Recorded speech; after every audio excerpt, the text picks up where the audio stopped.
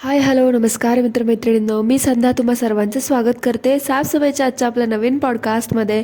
चला तर मग मंडळी, जास्त वेळ वाया न घालवता सुरुवात करू आजच्या आपल्या चर्चेला. मंडळी, आपल्या झोंबल काकू आणि बण्या काकाची मारामारी तर तुम्ही बघतायच ना.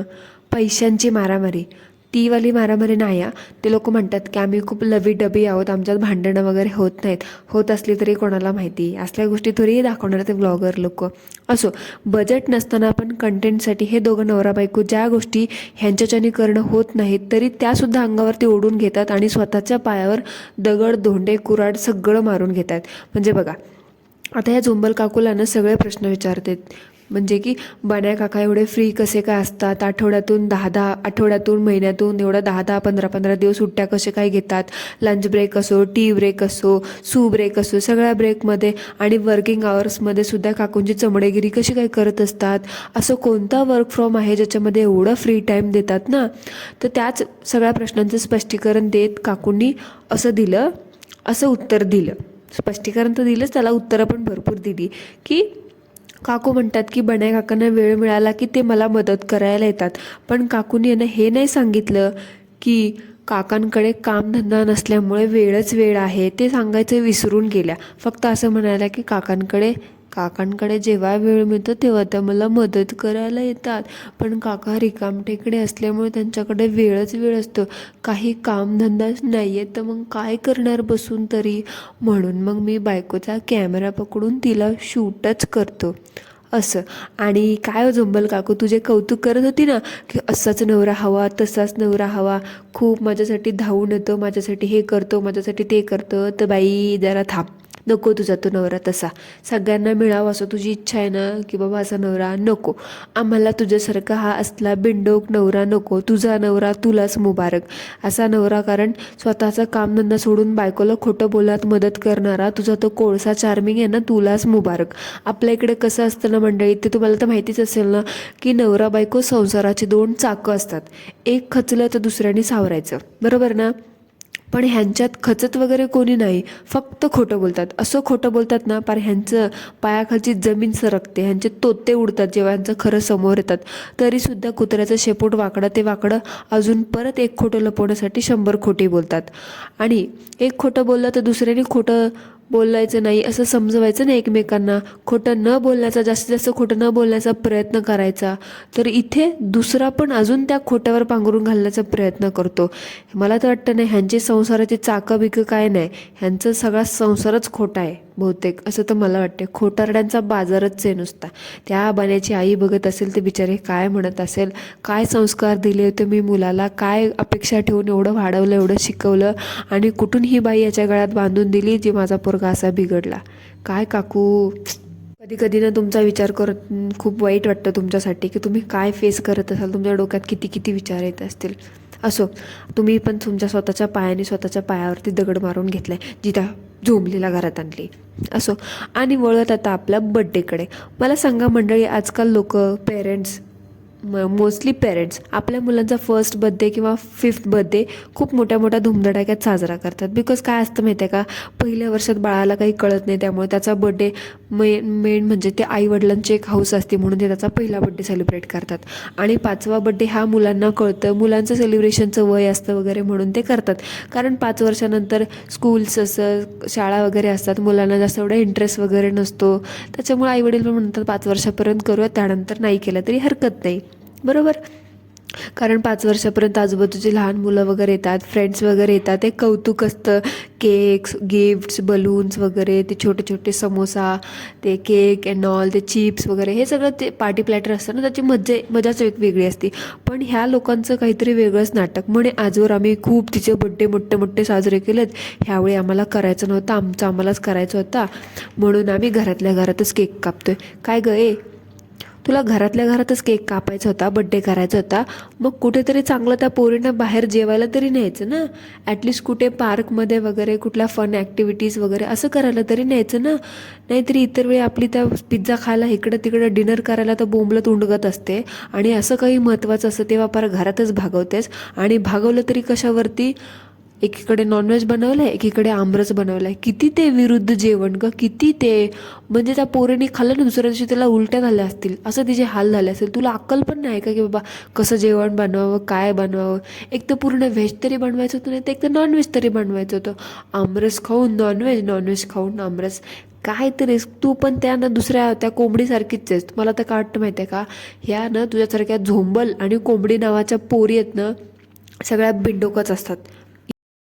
यूट्यूबवरती असणाऱ्या झोंबल आणि कोंबडी नावाच्या मुलींबद्दल बोलते आहे मी. प्लीज ऑडियन्सनी कोणीसुद्धा ही गोष्ट मनावरती घेऊ नये. ज्या कोणी अशा व्लॉगर्स आहेत ना झोंबल आणि कोंबडी नावाच्या, त्या महिलांबद्दल बोलते आहे मी. बाकी सगळ्या एकदम सुंदर छान आहेत माझ्यासाठी तरी. फक्त ह्या दोघींना माझ्या खूप डोक्यात जातात, कारण त्या आहेतच तशा खोटारड्या एक नंबरच्या.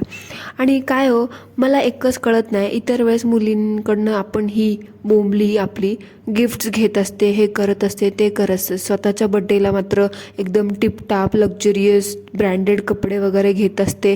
आठवडाभर अगोदर प्लॅनिंग चालू असतं की माझा बड्डे आहे, हे गिफ्ट घेऊ, ही लक्झरी बॅग घेऊ का, ते ब्रँडेड गॉगल्स वगैरे घेऊयात. तुला साधं त्या मुलीला एक फ्रॉक पण नाही का घेणं झालं? हां, एवढं तुझे वायंदे चालू होते की तू साधं त्या मुलीला एक फ्रॉकसुद्धा गिफ्ट केली नाहीस. म्हणजे किती ना, किती ते किती किती किती अजून नीचपणाशी वागशील ग. हां, त्या बैलाच्या बड्डेला तर मात्र एवढे रुपये घालून तसली ती स्विच वॉच घेऊन गेलीस, काय माहिती दाखवली तर नाही अजून.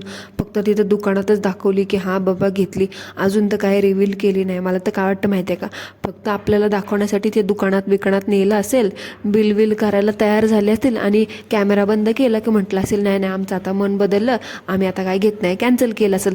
कारण नेहमी ही बया काय ना काय शॉपिंग केली की दाखवते, मी हे घेतलं, मी ते घेतलं घरी आल्यावरती. पण एवढी महत्त्वाची, एवढी महागडी स्विस वॉच असं तिने सांगितलं होतं की मी बनायला ना स्विस वॉच घेऊन देणार, त्यांना वॉचेस खूप पसंत आहेत. मग दाखवलं का नाहीस? पार आपली भाजी जरी घेऊन आली, मेथी भाजीपाला पाला ते सगळं दाखवत असतात. मग वॉच का नाहीस दाखवली, एवढी महागाची आहे तर? तुम्हाला काय वाटतं मंडळी?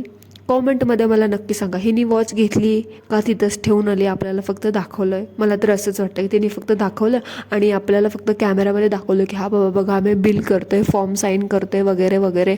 आणि जसा कॅमेरा ऑफ झाला की लगेच म्हटले असेल नाही हमको नहीं चाहिए बाबा, रख लो, हमारा तो बजेट ही नहीं आहे, असं म्हटली असेल. आता बघा हिपोक्रेसी की बी सीमा होती आहे. कसं माहिती आहे का, आता बघा ही एक दुसरीकडे मदर्स डे सेलिब्रेट करते. बाय द वे मला हे बाईचं कळत नाही, असं वर्षातून किती वेळा मदर्स डे साजरी करते ग तू? म्हणजे बघा ना, भारतीय पद्धतीने भारतीय कॅलेंडरनुसार आणि युरोपियन कॅलेंडरनुसार ही 2-2, 3-3 वेळा मदर्स डे सेलिब्रेट करते आणि त्या मुलींकडनं गिफ्ट्स घेते, स्वतःसाठी ग्रीटिंग कार्ड्स बनवून घेते. त्या मुलींनी हँडमेड त्यांचे गिफ्ट्स कसे कासे ना ते रिसीव्ह करते. हिला त्या मुली जसं त्या दिवशी स्पेशल फील करून दिलं, पोएम वगैरे लिहितात, तसंच त्या मुली हिला 4-4 वेळा वर्षातून मदर्स डे निमित्त स्पेशल फील करून घेतात. परत वुमेन्स डे येतो तेव्हा पण हिलाच गिफ्ट मिळतं. फादर्स डे असतो ते तर काय, फादर तर पार चपराशीच करून ठेवला, त्याचं तर काय डोरमॅटच येतो. प्रत्येक गोष्टीला ही स्वतः गिफ्ट घेते. दुसऱ्यांना गिफ्ट द्यायच्या वेळेस हिच्या पर तोंडावरती 12 वाजलेले असतात. त्या मुलींकडनं इतर वेळी प्रत्येक वेळी गिफ्ट घेते. का रे बाबा, वा रे मदर्स डे म्हणजे तुला काय कळतं का? फक्त घ्यायलाच नसतो मदर्स डे, द्यायला पण असतं. ऐसा कैसा चलेगा काकू? स्वतः मात्र 4-4 वेळा गिफ्ट्स घ्यायचं आणि त्या मुलींना डॉटर्स डे तर सोडा हो, ॲटलिस्ट त्या मुलीच्या बड्डेला तरी एक साधा फ्रॉक तरी देत जा. थोडं तरी लाज बाळगा जरा. कसं का असे ना, तुमच्या त्या चॅनलमध्ये त्या मुलींचा थोडाफार तरी सहभाग आहे ना.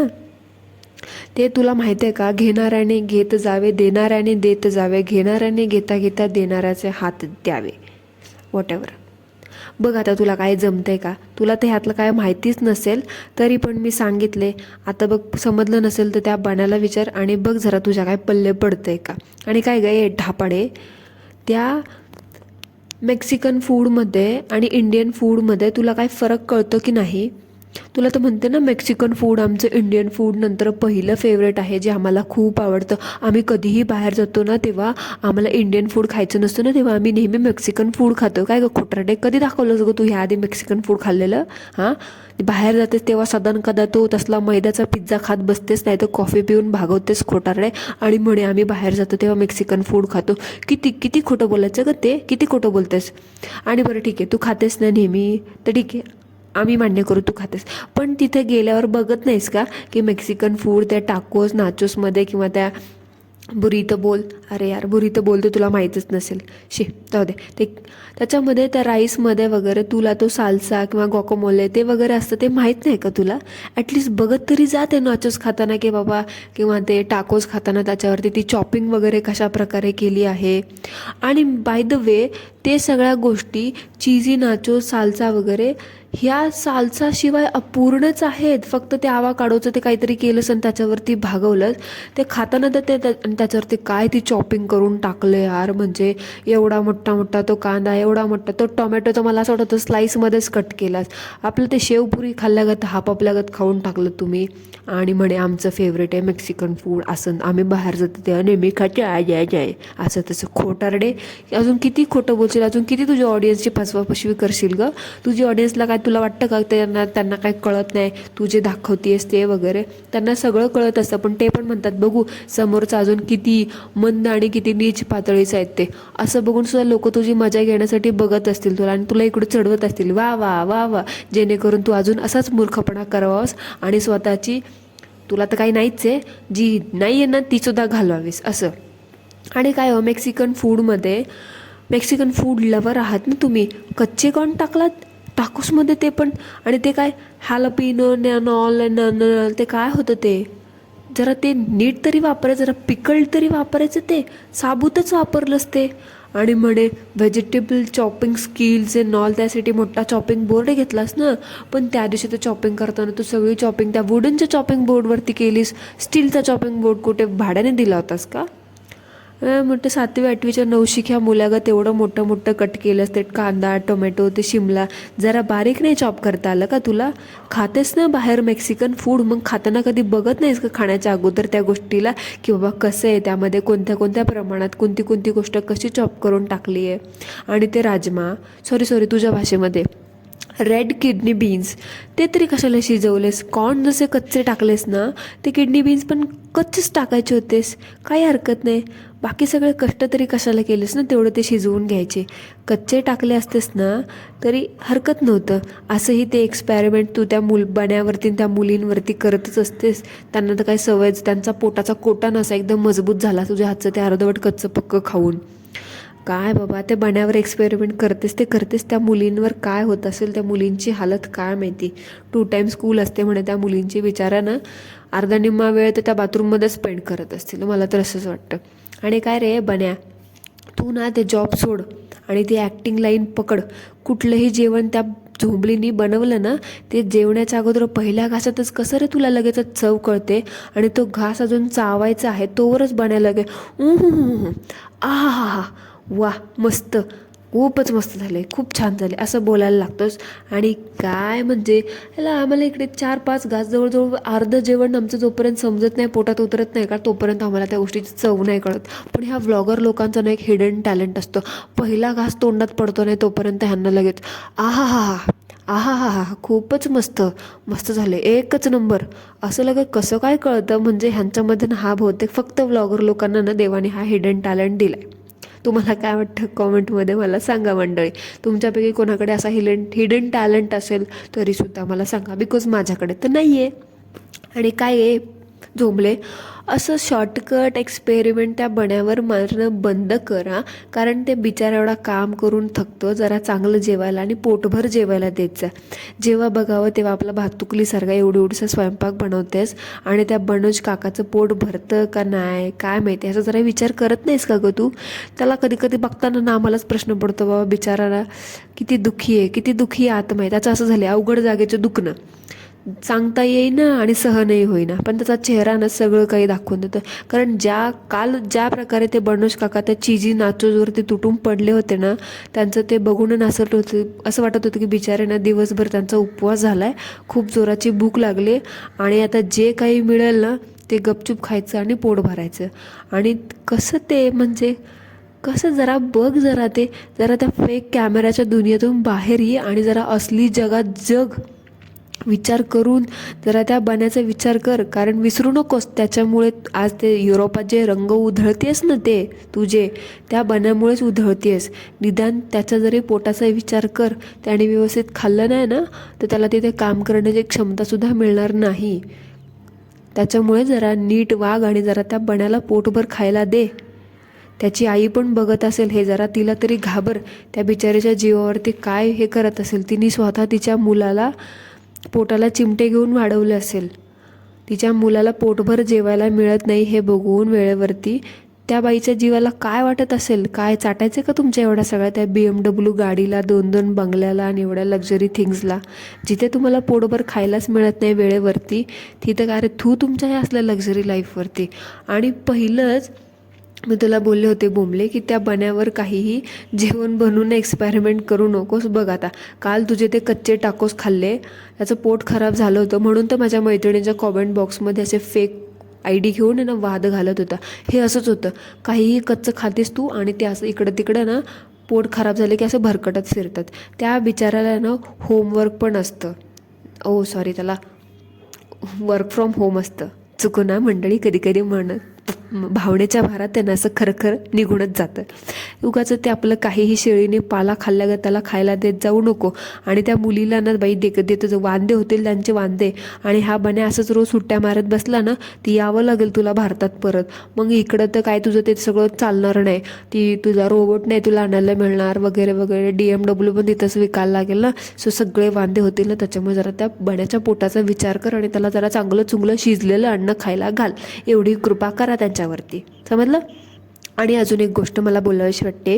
आणि तू ते बण्याचं काय ते कच्चं खावा नाही तर शिळं खावा ते तुमचा तुम्ही गोंधळ घाला, पण त्या मुलीला असलं शिळं अन्न किंवा कच्चं अन्न देऊ नको, कारण त्यांचं वय लहान आहे. कच्च्या कॉर्नवाले टाकोस त्या मुलींनी खाल्ले नाही खाल्ले ते दिसले आम्हाला, पण त्या पचवू शकणार नाहीत. कारण किती केलं तरी त्यांची ते इंटेस्टाईन त्यांचे ते लहान असतात. सो त्यांना जास्त त्रास होऊ शकतो मोठ्यांपेक्षा. सो तुझं तर शॉर्टकटच्या नादात त्या पोरींच्या जीवावर हे सगळं बेतू शकतं. सो तुझं ते काय करायचं ना ते तुझं तू कर, पण त्या मुलीने असल्या तुझ्या झंझटमध्ये ओढावू नकोस. आणि प्लीज तुझ्या ते गाद्यांचं कौतुक आहे ना त्या भिजल्या, मी त्या सनमध्ये सुकायला ठेवते आणि मी थोडं सनमध्ये वॉक करते. हां हे बाई तू तिकडे वॉक कर ना त्या सनवर जाऊन बस. त्या गाद्या सारख्यात भिजतात ना, तो सोफा भिजतो ना तर ते फेकून दे नाही तर गुंडाळून ठेव. एवढंच वेदर खराब आहे ना तुझ्याकडे तर मग वॉटरप्रूफ सोफा का नाहीच घेतला गं. सारखं रडत गौरत असते की हे असंच झालं तसंच झालं, नाही तर दे फेकून तो सोफा, नाही तर जाळ तिकडे नेऊन कुठेतरी. बावळट बाई काहीही दाखवत असते. आता थोड्या दिवसांनी म्हणशील माझं पाय दुखायला तर मी पायाला मसाज करते. वॉक करायची तर वॉक कर ना तू, कॅमेऱ्यात बघून कशाला सांगते वॉक करते. म्हणजे किती ते स्क्रिप्टेड ना. वॉक करण्यासाठी पण पहिली ही अशी स्टँडवर कॅमेरा लावत असेल, चालू करत असेल, अशी पळत असेल आणि आत म्हणत असेल तिथे जाऊन आता मी वॉक करते. हा सन खूप छान आलेला आहे, ऑलरेडी मला व्हिटॅमिन डीची कमतरता आहे, आता मी थोडं सनमध्ये वॉक करून व्हिटॅमिन डी पिऊन घेते. किती ते बाबा किती. आणि मंडळी बरं का आला बघा हा काकूचा योगाचा व्हिडिओ. काकूला नेहमी कोणी ना कोणी कॉमेंट करत असतं, तुम्ही एवढ्या फिट कशा काय, तुमची एवढ्या अजून फिट कशा काय, 2 मुलं झाल्यानंतर तुमची चरबी कशी काय नाही वाढत, चरबी कशी काय नाही वाढत. दुसऱ्यांना असा त्रास देणाऱ्या लोकांची चरबी कधीच वाढत नसते, कळलं का. जे कष्ट करतात ना त्यांची चरबी कधीच वाढत नसते, कारण त्यांच्या शरीराला श्रम असतं. त्यांचं शरीर आहे ना श्रम करत असतं. हे असं आयत्यावर पायतं फुकट खाणाऱ्या लोकांची चरबी काय वाढतच राहणार ना, हे असं असतं. बघा आता काकू आल्या आपल्या नेहमीसारखं एकच काळी पॅन्ट काळा टॉप घालून एकच योगा करायला. बघा आता योगा करताय, शिकवता येतं, काकूंचा बघून तुम्हाला करता येतो का.